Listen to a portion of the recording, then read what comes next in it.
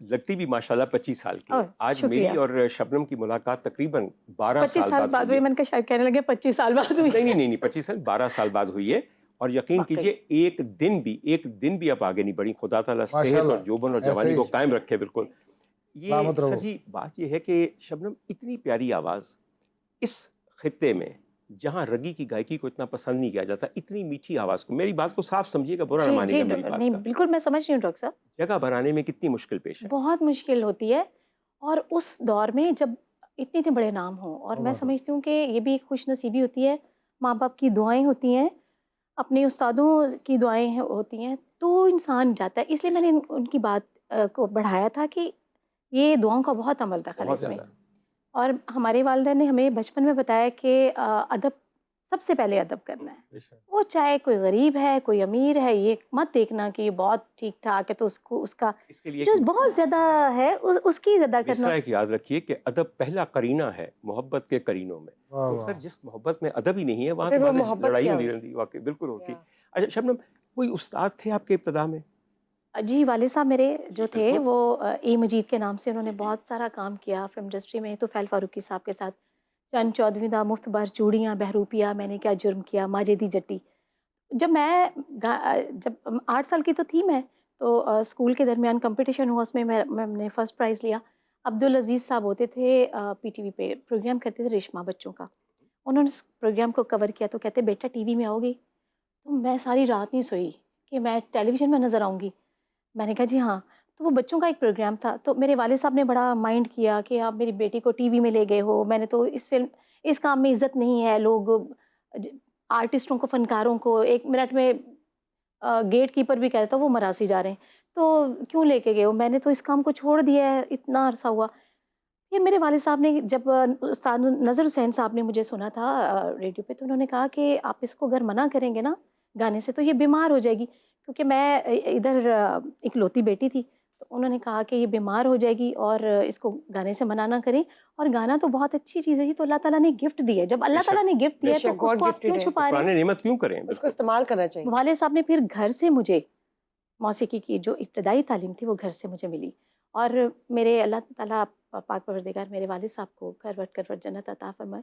उन्होंने जो टॉप के उस्ताद थे उनको लेके आए घर पे और उनको कहा कि मेरी बेटी को सिखाएं। और फिर मैं अल्हम्दुलिल्लाह तालिब हुसैन जाफ़री ज़बरदस्त। साहब से लेके मियाँ शहरयार साहब से लेके बालिग़ ख़ान साहब, उस्ताद नज़र हुसैन साहब और फिर लास्ट में जो थे उस्ताद नुसरत फ़तेह अली ख़ान साहब। क्या बात है। वाह! तो बहुत सारा काम सीखने को मिला। उनके पास बैठने कहीं मैं समझती हूँ कि बड़ी बात होती है शबनम, जब आप पहली बैठते हैं। टेलीविज़न की ब्रेक कौन-सी थी? कौन-सा ऐसा गीत था जो टेलीविज़न से आपको मुल्क भर में मशहूर कर गया?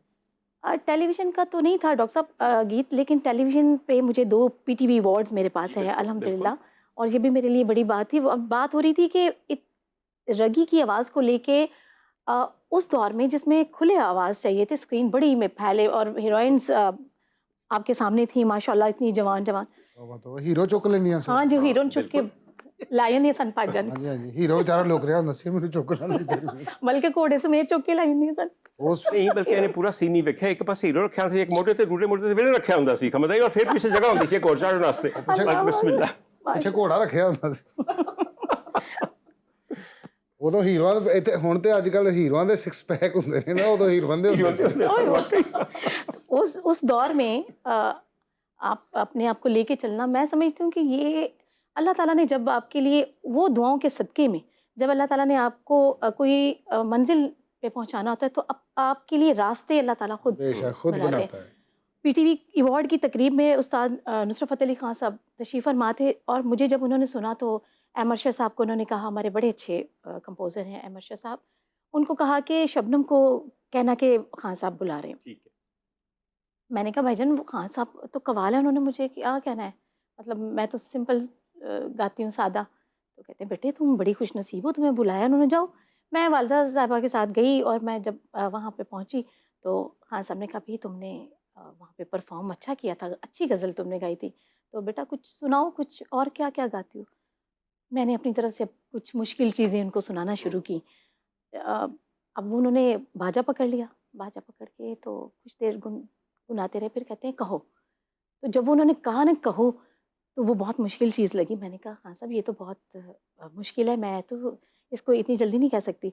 तो जो म्यूजिशियन थे ना कहते हैं हुण कवे ना बड़े चीज़ां सुना रही थी, तो मैंने सुन ली उनकी बात। जारी बात है। मैंने कहा खान साहब ये खान साहब कहते हैं शेर बनो, बेसुरी हो जाओगी, ख़राब हो जाएगा, सुर गिर जाएगा, क्या होगा बताओ, कहो। खैर जी मैंने वो 2-3 दफ़ा उन्होंने कहा, मैंने जब कहा तो उन्होंने मेरा माथा चूमा, मेरा सर चूमा। बहुत उम्दा। और 10 गाने जो थे अपनी एल्बम के लिए, अपनी कंपोजिशंस में, वो मुझसे गवाए, जिसमें ख्वाजा परवेज़ साहब, अकील रूबी साहब, अमजद इस्लाम अमजद साहब, रियाज़ुर रहमान सागर साहब, इन लोगों के सारे कलाम थे। अच्छा वहाँ से जो रास्ता बना मेरे लिए, रियाज़ुर रहमान सागर साहब ने वो गीत जो उन्होंने लिखा था, उन्होंने जाके उन दिनों में 95-96 की बात है, फिल्म बन रही थी जो डर गया वो मर गया, और रॉबिन घोष साहब भी पता नहीं कितने सालों के बाद आए थे, तो उन्होंने वो ले जाके वो गाना उनको सुना दिया कि ये नई सिंगर आई है। उन्होंने कहा इसको ले आएं।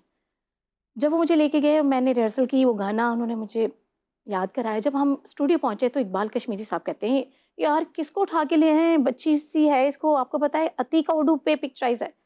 रॉबिन साहब कहते हैं यार इसकी इस फजीक ना देखो, इसकी आवाज़ देखो, इसको तुम।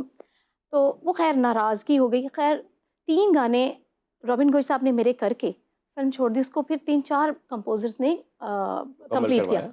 लेकिन वो जो गाना था ना, ज़िंदगी में मुझको इतना प्यार मिल गया, दिल ये बेकरार था, करार मिल गया, वही सुपर डुपर हिट हुआ बिल्कुल, और बिल्कुल। पीटीवी पे चलता था टॉप 10, उस पर टॉप पे रहा। फिर मुझे एक अवार्ड भी मिला, पता नहीं यहाँ पे उसका नाम ले सकते हैं कि नहीं। क्यों नहीं ले सकते? अच्छा लक्स अवार्ड फिर मुझे लक्स मिला। अवार्ड ऐसी क्या और बात है? उस पे बिल्कुल, मुझे मैं भी बैंगन वो एक तो कह रहा हूँ, गोल्ड करना आपकी करता हूँ, achievement है, ऐसी क्यों कोई नहीं? गल है। मैं नईम साहब एक बात आपको कहूँ, मुझे शबनम की गुफ्तगू से एक चीज़ का एहसास हुआ, कितने फ़ख्र से उन्होंने कहा कि मुझे 2 पीटीवी अवार्ड्स मिल चुके हैं। अब उन अवार्ड्स के साथ जो हो रहा है, मेरे ख्याल में कोई तकरीबन 11 साल हो गए पीटीवी ने अवार्ड्स करने की तकलीफ़ और ज़हमत गवारा नहीं की। तो जो चीज़ हमारे फ़नकार के लिए एक एतराफ़ फ़न का नमूना होती थी, सिंबल होती थी, उसको रगेत दिया।